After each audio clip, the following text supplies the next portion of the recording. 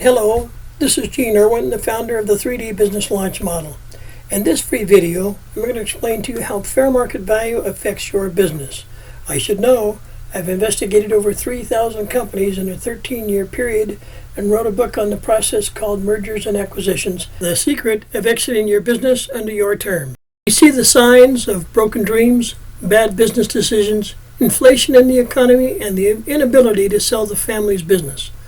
Finally, without the proper method to sell the business, the owners elect to liquidate all assets. It will never happen to my business, said one business owner, because it is too big to fail and everyone depends on it in this town. They quickly discover, however, that they aren't bigger than Radio Shack, Circuit City, and Sears. That sentiment is a common mistake by nearly almost all business owners. Even businesses we all thought would never fail, the family customer market, were gone, like Payless Shoes and Toys R Us. All throughout the history of capital markets, businesses close due to poor decisions and fail to keep up with the rapid changes and lose, you guessed it, market value. Now that you are considering that you want to create a successful and profitable business, maybe it's best if you understand the entire process of the fair market value and its impact on your business. There are 6 options as shown in Figure 1 for selling price versus fair market value. There's liquidation, assets only, low fair market value, medium fair market value, high fair market value, and potential market value shown and seen only by the buyer. These are more clearly defined by liquidated value as extreme value loss, forced sale, lowest possible return. It's an auction on your assets only. The next is an asset only sale, break-even analysis, no value for your equity for the years of blood, sweat, and tears, less the cost of sales. The next selling price is low fair market value, assets plus a portion of the business value.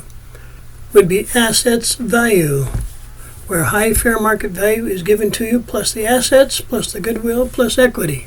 But what you're shooting for is the potential market value that only seen by a buyer who sees the future business value that you're not looking at. I'll explain that in a few minutes. Most buyers of companies buy them for reasons entirely different as to why the sellers thought they were selling. Let me give you an example. Many years ago in Florida, there was a man who owned 3 seafood restaurants where each one was located in a desirable place. If you listen to all of the hype which underlines real estate and commercial real estate salespeople, quote, location, location, location, comma, almost anyone could sell at the right location.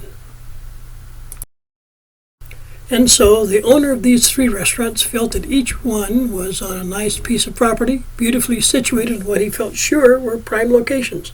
In fact, I'll bet that when you bought the present home you're in now, a large portion of the decision at the time of purchase was based on its location.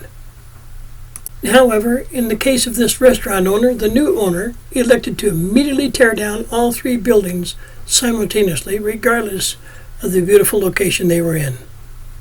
The seller was shocked. He sold his 3 restaurants as a package deal and got what he wanted for his selling price, only to discover that the buyer had absolutely no interest in his restaurants and the way he'd been running that business all those years. Well, to be sure, new seafood restaurants were put back on those properties with the real reason of the purchase was the now and world-famous logo of the crustacean that he used in his signage before those buildings were destroyed. You recognize that company today as Red Lobster. There's another story about a man who had a yo-yo manufacturing company located in Plano, Texas.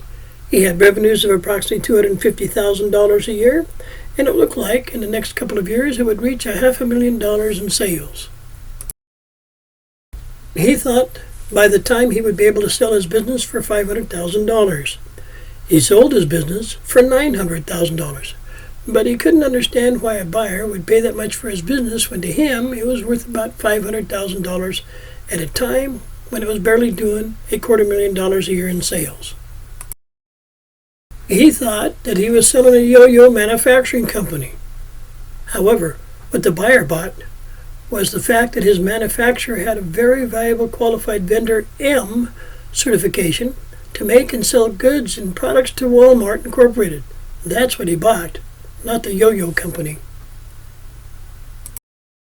Let me repeat again for clarity and impact. In more than 90% of the possible options for selling your business, you have no clue who your buyer is, who would offer you full value, or why they would buy your company, because most buyers buy something entirely different than what the sellers are selling.